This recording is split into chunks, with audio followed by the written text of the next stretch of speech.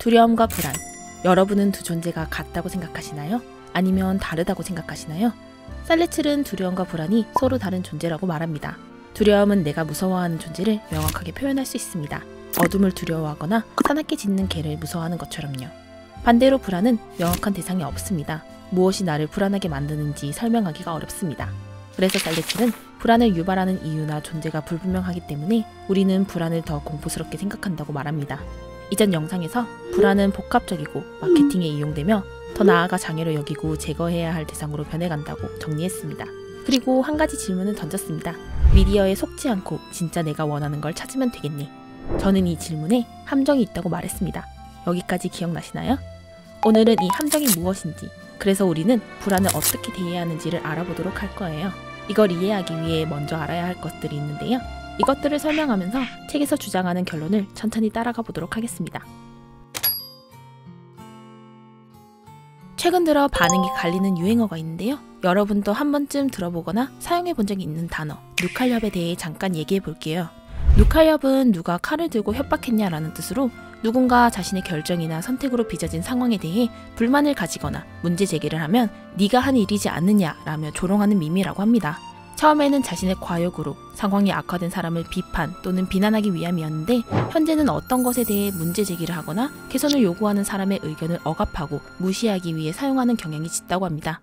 예를 들어 공무원의 저임금 문제나 업무 환경에 대한 개선 요구가 생기면 그런 거 다 알고 선택했잖아 라며 개인의 선택을 비판하는 경우, 특정 게임이나 커뮤니티에서 부당한 문제나 오너 리스크가 발생했을 때 이 문제 자체에 집중하는 게 아니라 너희들이 선택한 거니 감수해라 라며 상대방을 비난한 것이 현재의 주 사용처입니다. 이전 영상에서 제가 예시로 든 커피 기억하시나요? 난 우유 종류만 선택하고 싶었던 건데 원두 종류도 고르고 인권 문제도 고려해야 하고 환경 문제도 고려해야 하고 너무나도 많은 선택 앞에서 우리는 강압적으로 강요받고 있습니다. 그리고 이 과정은 기업이 정당한 대가를 지불하고 먼저 친환경적인 태도를 보이면 되는데 오히려 소비자인 우리에게 죄책감을 심어주는 것으로 대신하고 있습니다. 이러한 맥락에서 누칼협 또한 마찬가지로 설명할 수 있습니다. 우리는 태생적 문제인 불안을 겪고 이걸 해소하기 위해 끊임없이 발전했지만 모든 문제가 해결되었던 건 아닙니다. 문제가 해결되지 않고 유지되길 바라는 세력도 분명 존재합니다. 우리가 문제의 원인을 직시하지 못하도록 하고 그 대신 자신들이 파는 상품을 소비하면서 불안을 해소하도록 사회 구조를 생성합니다. 이 과정이 바로 성공에 대한 가능성입니다.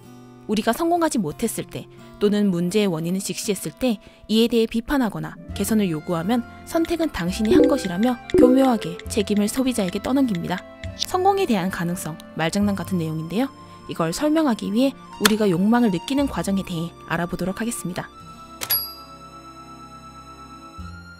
처음으로 돌아갈까요? 미디어에 속지 않고 진짜 내가 원하는 걸 찾으면 되겠네 라는 질문의 함정은 무엇일까요? 답은 인간은 결코 원하는 걸 얻을 수 없다입니다. 약간 알쏭달쏭한 말이죠? 원하는 게 있으면 돈을 주고 사거나 얻을 때까지 노력하면 보통은 쟁취할 수 있잖아요. 문제는 대부분 우리가 얻고자 하는 게 대상 A라는 점입니다. 대상 A는 이렇게 생각하면 됩니다. 내가 정말 원하는 건 땡땡이다. 이 괄호가 대상 A입니다. 우리는 살면서 돈이 필요할 때도 있고 사랑이나 친구, 명예가 필요한 순간도 있을 거예요. 이렇듯 괄호 속 내용은 끊임없이 바뀝니다. 만약 돈이라고 한다면 어느 정도의 돈을 가지게 되면 더 많은 돈을 원하게 되잖아요. 이런 식으로 목표에 도달하면 또 다른 욕망이 생겨나게 되는데요. 이게 바로 대상 A입니다. 우리가 이런 함정에 빠지게 되는 건 진정한 자신이 되어야 한다는 생각과 남에게 어떻게 보이고 어떤 관계를 유지하는지를 중시하는 모습이 우리로 하여금 불안을 느끼게 유발해서입니다. 우리 무의식은 내면 속 아주 깊은 곳에 존재하는 원초적인 공간인데요. 여기서부터 만족을 느껴야 진정한 내가 되는 것이라고 볼 수 있습니다. 무의식의 만족을 느끼는 걸 주의상스라고 합니다. 이건 이따 다시 설명하도록 할게요. 대부분의 사람들은 주의상스를 겪어본 적이 있습니다. 그래서 무의식은 주의상스를 다시 경험하기 위해 끊임없이 강박적인 충동을 유발합니다. 하지만 우리는 무의식이 진짜 원하는 쾌락을 충족한 적이 없습니다. 그럼 우리가 겪은 것은 무엇일까요? 살레츠는 이렇게 설명합니다. 역설적으로 불안을 낳는 것은 실패의 가능성이 아니라 오히려 성공의 가능성이다. 첫째, 불안은 대상의 결여가 아니라 결여의 결여, 즉 결여의 자리에 대상이 출현함으로써 유발된다. 둘째, 불안은 욕망과 주의상스의 정중앙에 있다. 쉽게 설명하면 우리는 무언가 부족하다고 느끼고 이걸 채우기 위해 무언가를 욕망합니다. 이 욕망의 대상은 매번 바뀌고 욕망을 이루기 위해 고통마저도 감수합니다. 대상이 없거나 설명할 수 없는 공포인 불안은 결여와 비슷한 모습을 보입니다. 우리는 불안을 느끼고 그래서 불만족스럽고 어떤 대상을 마주하는 순간 두려움이나 욕망이 생기게 되고 비로소 결여를 느끼게 됩니다. 앞에서 말한 대상 A가 결여를 느끼도록 만드는 범인입니다. 대상 A는 결여를 채우기 위해 새로운 욕망을 만들어냅니다. 원하던 걸 얻으면 결여를 채운 것이라고 생각하게 되지만 얼마 지나지 않아 내 선택이 완벽하지 않았음을 깨닫고 다른 걸 욕망하게 됩니다. 살레츠는 이 점이 불안을 마케팅 시스템에 이용하는 방법이라고 말합니다. 성공이냐 실패냐가 아니라 이걸 사면 내 욕망을 이룰지도 모른다, 내 결점을 채울 수 있을지도 모른다는 가능성을 판매함으로써 불안을 유발하는 것이죠. 내 얼굴을 더 예쁘게 해줄 색상, 나를 완벽하게 정의하는 성격 테스트, 제일 예쁘게 보이는 몸무게, 이런 것들이 바로 우리의 불안을 자극해 성공의 가능성을 판매하는 것들이죠. 이들의 공통점은 내 기준이 바뀌면 더 이상 의미가 없어지는 것이자 남들에게 보여주기 위한 것입니다. 우리의 무의식은 정말로 이런 걸 원할까요? 결여를 채우는 방법이라고 생각한 것들은 남에게 보이기 위해, 남과의 관계를 위해 생겨난 나의 욕망입니다. 그래서 우리는 어떤 걸 욕망하든지 언젠가는 그것이 내가 진짜 원하던 것이 아니라는 걸 깨닫게 됩니다. 주이상스는 라캉이 주장한 개념으로 고통스러운 만족을 의미합니다. 자세히 설명하면 무의식을 만족시키기 위해 의식이 고통받는 상태를 주이상스라고 말합니다. 쉽게 이해하자면 폭식을 예로 들 수 있습니다.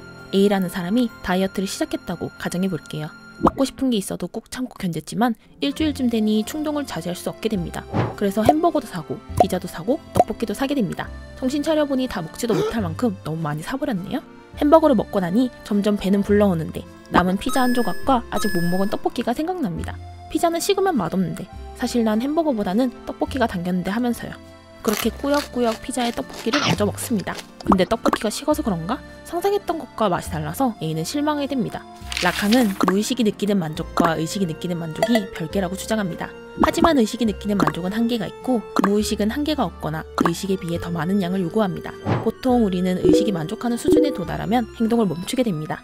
그러나 무의식은 만족하지 못한 상태이기에 끊임없이 불쾌감과 불안을 유발합니다. 그래서 나도 모르게 행동을 멈추지 못하고 무리해가면서 계속 행동하게 되는데요. 이 상태가 되면 의식이 견디지 못하고 고통을 느끼게 됩니다.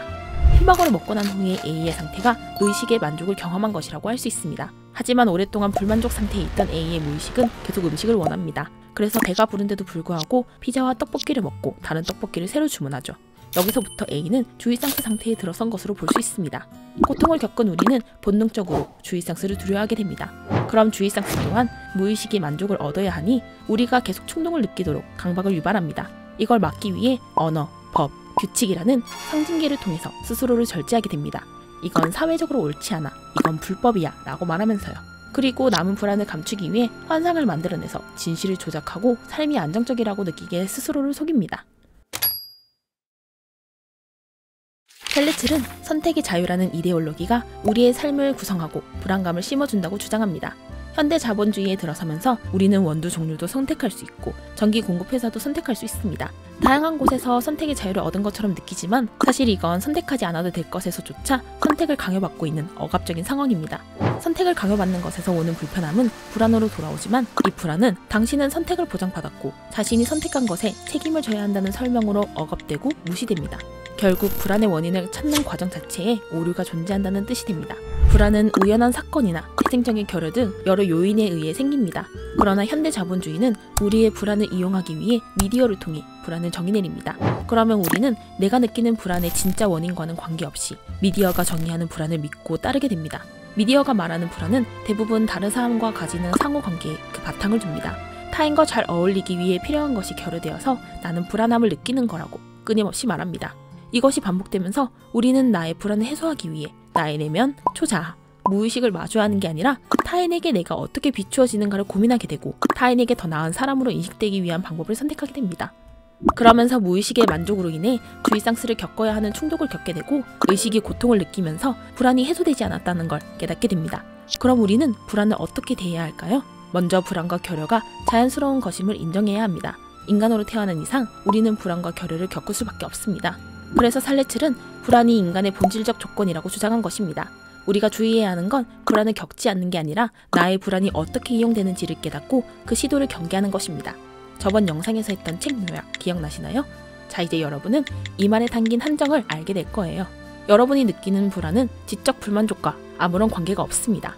그렇기 때문에 지적 갈망을 채운다고 해도 여러분의 불안이 해소된다는 보장이 없습니다. 그럼에도 여러분은 책을 읽고 새로운 진실을 깨달아야 합니다. 내 불안이 어떻게 이용되고 있는지, 내가 불안을 느끼는 원인이 내가 생각하는 거와 다르다는 걸 이 책이 알려주고 있으니까요. 우리는 책의 내용을 토대로 스스로에 대해 다시 생각할 수 있는 기회를 얻게 될 거예요. 그렇기 때문에 여러분은 독서를 해야 합니다. 불안에는 단순히 사람들을 무기력하게만 만드는 효과만 있는 것이 아니다. 불안에는 주체를 준비 상태로 만들 수 있는 힘이 있다. 책 내용을 쉽게 이해하기 위해서 재구성을 거쳤는데요. 제가 정리한 내용이랑 여러분이 이해한 내용이 어떻게 다른지, 어떤 점이 더 중요하게 느껴지는지를 소개해 주시면 저도 책을 다시 읽어보면서 여러분이 어떤 관점으로 책을 읽었는지 찾아보고 싶습니다. 이번 책을 다루면서 살레칠이라는 작가를 처음 들어봤는데요. 위키피디아로 검색해보니 지금 또 활발하게 활동하고 있는 현대 철학자서라고요. 슬로베니아의 철학자, 사회학자, 범죄학 연구자로 활동하고 있고 현대사회에서 발생하는 과잉 선택과 불안감, 죄책감에 관한 내용이 주 연구 대상이라고 합니다. 살레칠의 조국인 슬로베니아는 유고슬라비아 사회주의 연방공화국에 소속되어 있던 사회주의 국가였는데요. 이때 민주화 시위도 하고 정치활동도 하면서 지금은 슬로베니아에서 큰 유명세를 가진 여성으로 손꼽힌다고 합니다. 이런 살레칠과 정말 비슷한 발자취를 걸어온 철학자가 한 명 더 있는데요. 바로 슬라보의 지젝입니다. 철학적 계파도 같고 정치적 활동을 했던 시기도 동일한 두 사람은 부부관계를 맺으며 철학적, 정치적 파트너십을 이어나가고 있다고 합니다.